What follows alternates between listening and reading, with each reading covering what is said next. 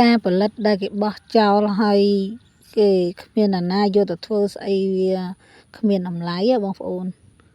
អញ្ចឹងមកមើលនៅក្នុងវីដេអូនេះមកដឹងថាម៉ាថូហ្នឹងប្រហែលនេះបងប្អូនអើយអញ្ចឹងមើលលោកពូនឹងគាត់យកផ្កាផលិតយកមកច្នៃចាំមើលបងប្អូនដាក់ក្នុងថូរបស់គាត់កាត់ដើមវានឹងសក់ចូលទៅក្នុងថូនឹងហើយទៅតមកគាត់យកផលិតពីដើមកាត់វារាងវែងខ្លីជាងគ្នាបន្តិចចឹងហើយដាក់ដោតឈើចាក់ថ្មិញដោតជាប់ជាមួយនឹងដើមដែលគាត់កាត់ដាក់ក្នុងថូហ្នឹង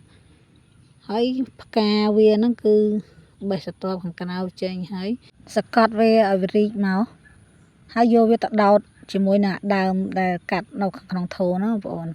ហើយយើងដាក់វាមានគម្លាតបងប្អូនអត់ដាក់វាស្មើគ្នាទេចឹងកាលណាដាក់ស្មើវាអត់ស្អាតទេយើងដាក់វា